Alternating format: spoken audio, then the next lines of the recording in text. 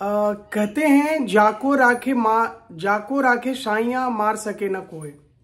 एक कहावत है जिसमें अगर ईश्वर ने किसी भी व्यक्ति को अगर चाहते हैं तो उसे चाहे दुनिया कुछ भी कर ले, चाहे दुनिया कितनी भी यातनाएं दे दे, कष्ट दे दे, तकलीफ दे दे, वो व्यक्ति कभी झुकता नहीं है और ना ही उसका कोई नुकसान कर सकता है।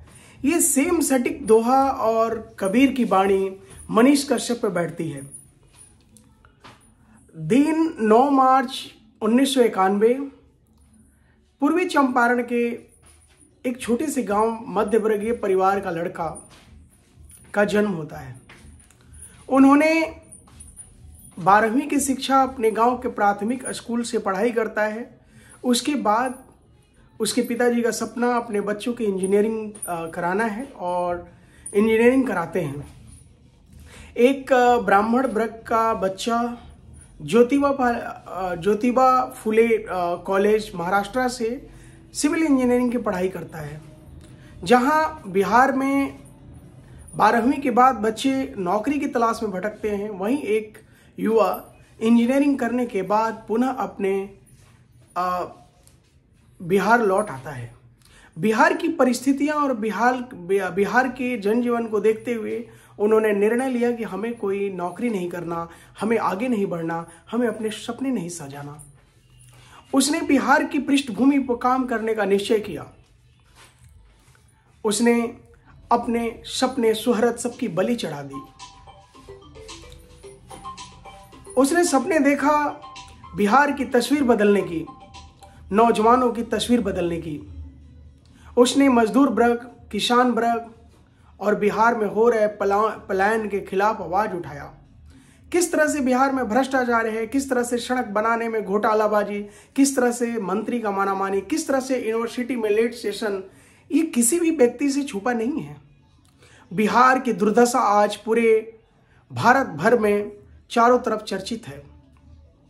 हम आज बात करेंगे उस मनीष कश्यप की, जिस पे बिहार सरकार ने एनएसए लगाया।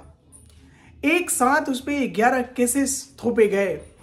9 महीने की यातनाएं काटने के बाद, जेल में रहने के बाद वो बाहर आया और फिर से उसी ऊर्जावान, उसी तेज के साथ बिहार के लोगों के साथ बिहार की आवाज को और बुलंद करता नजर आया।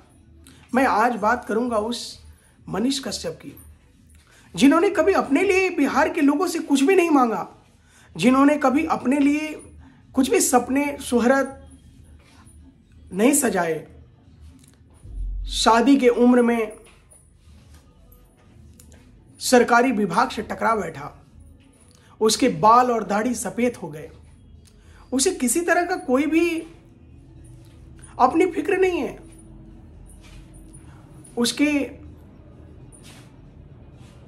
उसके घर के लोग भी चाहते थे कि वो एक अच्छा जीवन जिए और जी सकता था।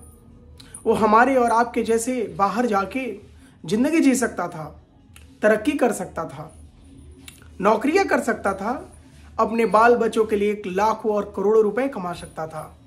उन सब ने सब कुछ न्यौछावर कर दिया सिर्फ आपके लिए। और आपने क्या किया उसके साथ? फिर बाहर निकला उसने। फिर बाहर निकलने के बाद वो बिहार की जनता, भारत की जनता और इस देश की भलाई के लिए फिर आवाज उठाना चालू कर दिया। उसे लोग तो ऐसे कहते हैं कि एक मामूली सा यूट्यूबर है, लेकिन वो यूट्यूबर नहीं है, वो एक योद्धा है। वो एक सैनिक की भांति इस देश में काम करता है। वो एक सैनिक का बेटा है। मैंने जहां तक पता किया, मैंने कभी मनीष कश्यप से मिला नहीं, उसे पर्सनली जानता भी नहीं, मैंने उसके व्यक्तित्व से परिचित भी नहीं। बस इतना जानता हूं कि जो वो आवाज उठाता है गरीबों के लिए, आपके लिए, हमारे लिए, उस बिहार में फैले भ्रष्टाचार के खिलाफ, उस बिहार में फैले करप्शन के खिलाफ, ये बहुत बड़ी चीज है। आपके बच्चे जब 12वीं पास करते हैं तो आपके सपने क्या होते हैं? उसे डॉक्टर बनाए, इंजीनियर बनाए, पैसा कमाए, घर बनाए। उसके माँ बाप के सपने, उसका खुद का सपना, सब कुछ न्यौछावर कर दिया उसने। इसलिए मेरे बिहार वासियों, मेरे दोस्तों, वक्त है उसका साथ देने का। उसको सपोर्ट कीजिए, उसका स्वागत कीजिए, उसके विचारधारा को समझिए। वो मामूली व्यक्ति नहीं है, वो एक योद्धा है, वो एक सैनिक है, वो एक सैनिक का बेटा है। वो किसी तरह का लालच, किसी तरह का करप्शन नहीं करता। वो जिस जगह और जिस चीजों के लिए आवाज उठाया है, वो वाकई में उन सब चीजों को नकारा नहीं जा सकता। क्या आपको मालूम नहीं कि बिहार से किस तरह पलायन हो रहा है? आज बिहार के प्रत्येक घर के बच्चे दूसरे राज्यों में दर दर की ठोकरें खाते हैं, मजदूरी करते हैं, सड़कों पर कूड़े उठाते हैं। मैं मानता हूं कि बड़े बड़े अधिकारी भी दूसरे राज्यों में हैं, लेकिन ये भी हकीकत है कि उन अधिकारियों में सिर्फ 3% लोग बिहार के हैं। अगर आप 97% की बात करेंगे तो अधिकतर आपको मजदूर, ठेला चलाता हुआ, रिक्शा वाला, सब्जी बेचता हुआ, सब्जी बेचने वाला और कूड़े उठाने वाला चतुर्थ वर्गीय कर्मचारी भी बिहार के ही हैं। क्या एक मजदूर सप्लायर बन गया है बिहार? क्या बिहार की छवि और बिहार की जनता सिर्फ इस बात से जानती है कि बिहार के लोग सिर्फ मजदूर हैं, या बिहार सिर्फ मजदूर की फैक्ट्री है, या बिहार सिर्फ मजदूर उत्पादन करता है? बिहार की छवि क्या ये है? बिहार में आज भी बिहार की दुर्दशा वैसे ही क्यों है? बिहार की शिक्षा प्रत्येक राज्य में बदनाम है।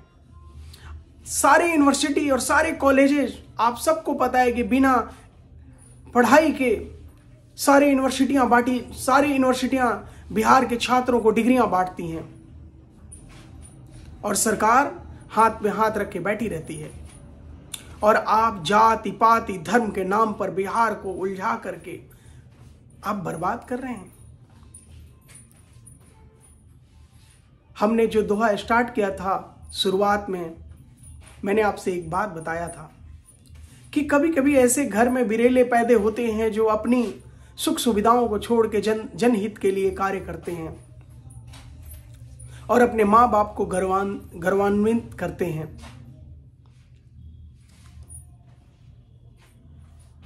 जिस दिन आप लोग ऐसे युवाओं को मौका देंगे बिहार की राजनीति में आने के लिए, बिहार की तस्वीर बदलने में देर नहीं लगेगी।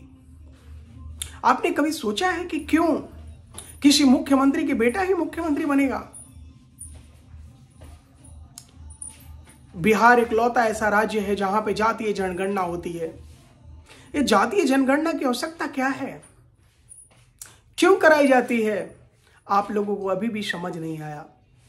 जातीय जनगणना राजनीति के लिए जरूरी है, चुनाव में वोट के लिए जरूरत है। नेताओं को अपनी स्वार्थ सीधी का आधार है जातीय जनगणना। जातीय जनगणना से बिहार के राज्य और बिहार की जनता को कतई फायदा होने वाला नहीं है। मैं बिहार सरकार से हाथ जोड़ के अनुरोध करता हूं कि अगर आपको कोई गणना करनी है तो आप आर्थिक जनगणना करिए। बिहार में स्वर्ण जाति के लोग भी गरीब हैं और निम्न स्तर के लोग भी गरीब हैं।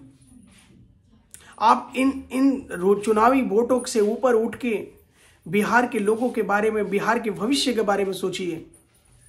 बिहार में युवा नेता अभी सामने आ रहे हैं, इनको सपोर्ट करिए, युवा नेताओं को आगे बढ़ाइए, रूढ़िवादी परंपरा को तोड़िए, जातिवाद से ऊपर उठिए, धर्मवाद से ऊपर उठिए। इसमें किसी का भी हित नहीं है। ये सिर्फ बिहार को मटियामेट करने के लिए एकमात्र साधन है।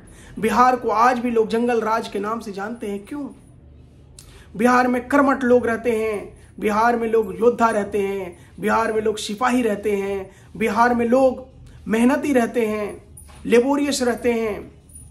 फिर भी आज बिहार की दुर्दशा ऐसी क्यों है? बिहार का प्रत्येक व्यक्ति बिहार से बाहर निकलता है और ऊंची ऊंची कोठियां और इमारत बना के दूसरे राज्यों में सेट हो जाता है। क्यों? वापस बिहार क्यों नहीं लौटना चाहता? कुछ तो कारण होगा, कुछ तो वजह होगी। वजह आपकी और हमारी चुप्पी है।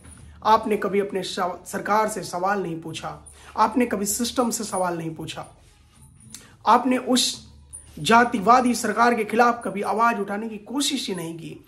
आप अपने बच्चों को भी अपने से दूर रखने की हमेशा सलाह दिया है कि आप बिहार छोड़ दो। बिहार में रखा क्या है? बिहार में करप्शन है, भ्रष्टाचार है, तो फिर ये सब करता कौन है? इसलिए मेरे दोस्तों, मनीष कश्यप ने जो भी किया है आपके लिए किया है और उसे आकर के खुल करके हम सबको सपोर्ट करनी चाहिए। उसने मजदूरों के खिलाफ ही तो आवाज उठाई थी। वो वीडियो भी उसने खुद शूट नहीं किया था। ये काम सरकार और सिस्टम का होना चाहिए था कि वीडियो किसने शूट करी, किसने बनाया, कब बना। लेकिन सरकार और प्रशासन हमेशा अपना काम करता है और उन्होंने अपना काम किया, बिल्कुल ठीक बात है। फिर कोर्ट ने उसे बाइज्जत बरी भी किया है। इसलिए मनीष कश्यप एक सज्जन और अच्छे व्यक्तित्व के व्यक्ति है। आप उसे आगे बढ़ाइए, सपोर्ट कीजिए। धन्यवाद।